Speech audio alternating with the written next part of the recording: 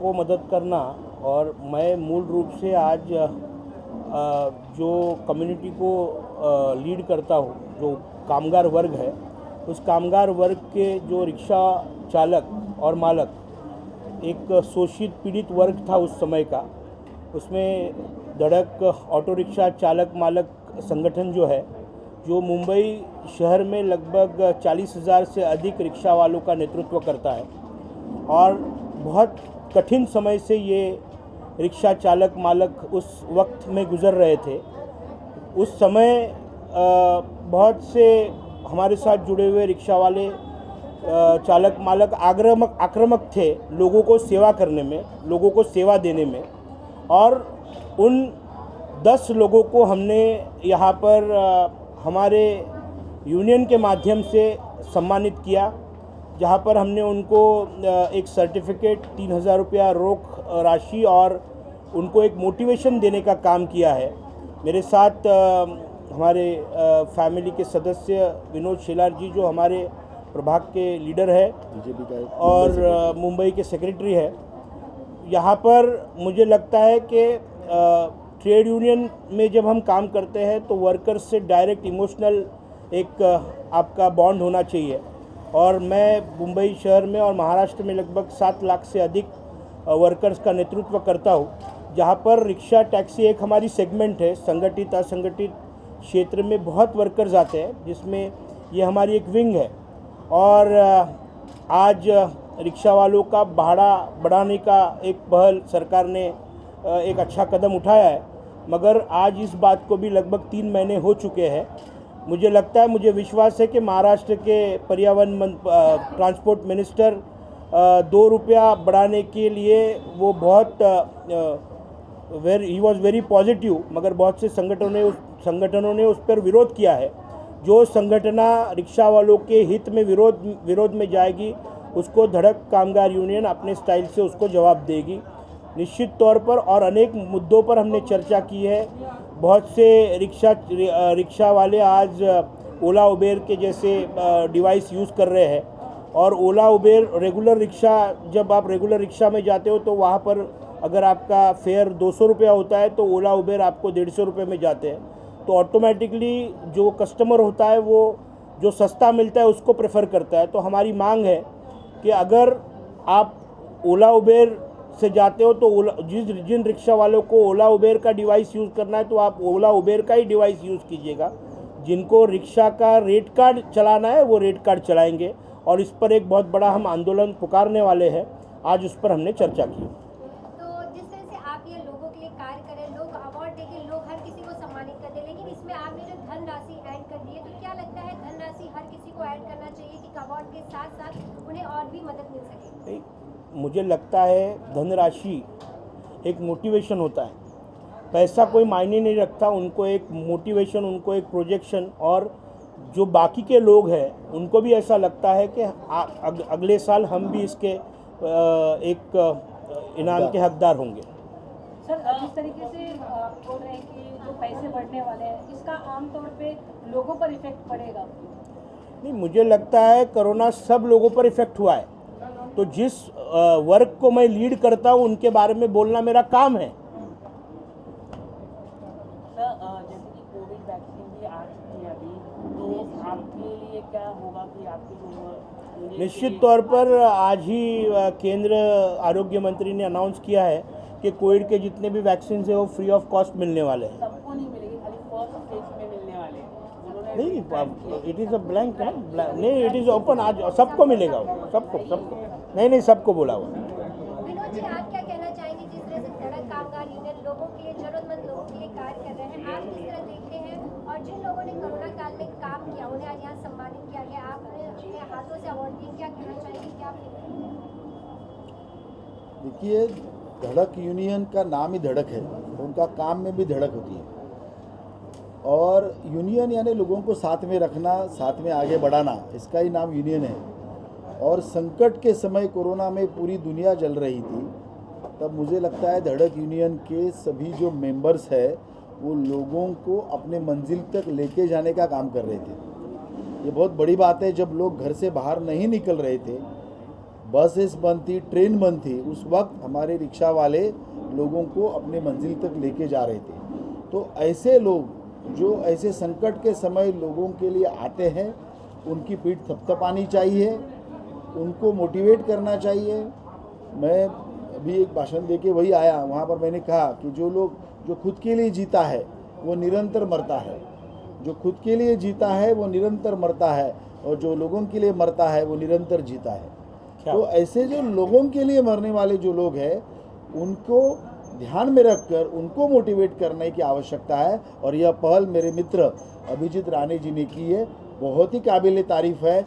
इन सच पूछे तो मेरे मन में ये था कि महाराष्ट्र सरकार ने इन रिक्शा वालों को, टैक्सी वालों को लिए कुछ न कुछ करना चाहिए था, ये मांग भी थी, लेकिन दुर्भाग्य से इस महाराष्ट्र सरकार ने वो किया नहीं। कई अन्य राज्यों के सरकार ने अपने यहाँ जैसे किसानों को थोड़ी थोड़ी मदद करते हैं, वैसे ये ट्रांसपोर्ट के क्षेत्र के किसान हैं, उनके लिए मदद उन्होंने करनी चाहिए थी। लेकिन मुझे लगता है आने वाले दिनों में इस विषय को अभिजीत जी लेंगे, हम उनका समर्थन करेंगे। तो विनोद जी, आपने कहा कि महाराष्ट्र सरकार ने ऑटो रिक्शा चालकों की मदद नहीं की है, मतलब बाकी लोगों की मदद लगता है आपको कि ये खाली रिक्शा चालकों की मदद नहीं की है? नहीं, वैसे कोविड के बारे में महाराष्ट्र सरकार ने जिस तरह इस विषय को हैंडल किया, मेरी बहुत सारी शिकायतें हैं, लेकिन ये प्लेटफॉर्म नहीं है, ये प्लेटफॉर्म सिर्फ यूनियन के लेवल तक है। नहीं तो महाराष्ट्र में कोविड इस लेवल तक बढ़ता नहीं था जिस लेवल पे बढ़ा है, और मुझे लगता है थोड़ा इसको हैंडल करने में थोड़ी कामयाबी नहीं मिली है इनको। बहुत सारे फ्लॉस थे, अनाज बिनाज भी वक्त पे लोगों को मिला नहीं, आईसीयू मिलने चाहिए थे तब मिल नहीं रहे थे, एडमिशन्स मिल नहीं रहे थे। अभी तो कोविड सेंटर सब खाली के खाली पड़े हुए हैं, वो किसके लिए बनाए, अभी उसके विषय में मैं कभी बात करूंगा, उसमें क्या क्या हुआ वो सब एक अलग टॉपिक है। लेकिन हमारे बहुत सारे ग्रीवेंसेस महाराष्ट्र सरकार के विरोध में इस विषय के लिए हैं। आप क्या कहना चाहेंगे कि जिस तरह से धड़क कामगार यूनियन द्वारा पहले तो लोगों की मदद की गई, लेकिन उस दौरान जिन लोगों ने काम किया उन्हें आज सम्मानित किया जा रहा है, आप क्या कहना चाहेंगे? जरूरत था ये बात की। आज कोरोना के तरफ से देखते हुए बहुत लोग परेशान था। आज कोई भी ट्रैफिक नहीं था जाने के लिए, कोई भी रास्ता नहीं था, तभी जिस लोगों ने काम किया है उसको सम्मानित करना, ये तो अपना यूनियन का प्रतिनिधित्व करते हमारा काम ही है। और जैसे ही धड़क कामगार ने जो कदम उठाया वो उसको उत्तेजन देने के लिए बहुत ही अच्छा है कि उसके लिए आगे भी वो सामाजिक काम करके, सामाजिक बांधिल की अपना रख के वो जो काम करे उसको सम्मानित होना ही चाहिए। उसके लिए हम साथ में आएंगे। Thank you. ये जो सामान दिया गया हुआ है ना, इसके बारे में अवार्ड दिया है और आज तो उन्होंने धनराशि का भी यहाँ पे ऐलान किया है। हाँ। ना ये तो बहुत अच्छी बात है ना। हम लोग जो है बहुत सारा मेहनत किए थे। अभी इतने लॉकडाउन में जो है हम लोग कोई बाहर नहीं निकल रहा था, फिर भी हम लोग रिक्शे से जो है वहाँ से राशन लेते थे, राशन ला के सबको जो है हम लोग बांटते थे। अभी उस समय का समय जो ऐसा था, लोगों के पास खाने के लिए कुछ भी नहीं था, मगर जो ये अभिजीत राणे साहब ने जो दिया था ये चीज़ को, उससे तो बहुत लोगों को बहुत ही समझो कि फ़ायदा हुआ। कम जो है नहीं कुछ तो 10 दिन 15 दिन खाने के लिए तो कम हो गया था। सर आप क्या कहेंगे? हम लोग जो है मेहनत करके अपना गोरेगांव से पूरा सामान भर करके और जगह जगह लोगों तक पहुंचाते थे, जो ज़रूरतमंद लोग रहते थे सबको पहुंचाते थे। और कोरोना काल में कोई बाहर निकलता नहीं था, लेकिन हम लोग अपनी जान जोखिम में डाल करके जान जोखिम में डाल करके और पब्लिक की सेवा कर रहे थे। और साथ के साहब और मिश्रा जी के साथ कंधा पे कंधा मिला करके हम लोग जो है मतलब पब्लिक तक पहुंच रहे थे। Okay, thank you. चलिए। ओके। चाहेंगे जिस तरह से आपने कार्य किया, आपके कार्य को देखते हुए अभिजीत राणे जी ने आज आपको जो सम्मानित किया है, कितनी खुशी और क्या कुछ कहना चाहेंगे अभिजीत राणे जी को? आप दोनों लोगों को।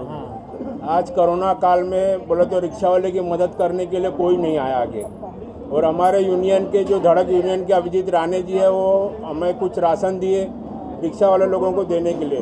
उसमें मैं और हमारे रिक्शा बोले तो मैं रिक्शा जयकोच यूनियन का अध्यक्ष हूँ। मैं और मेरे रिक्शा चालक सब मिल के, हमारे रिक्शा वाले विरार तक रहते थे, वो हमारे सब रिक्शा वाले कार्यकर्ता कुछ मिल के वहाँ जो मेंबर हमारे विरार में रहते थे, विरार तक हमने अभिजीत राणे का दिया हुआ राशन हम लोगों ने वहाँ तक पहुँचाया है। सर आप क्या कहेंगे? मैं धड़क यूनियन का शुक्रगुजार हूँ कि हमारे राणे साहब ने जो काम किया कोरोना काल में, यहाँ की सरकार भी ने वैसा काम नहीं किया। जो रिक्शा वालों को हर चीज़ की मतलब क्या है, कोरोना काल में पैसे के से लेके राशन की समस्या को राणे साहब ने हल किया, सबको दिया।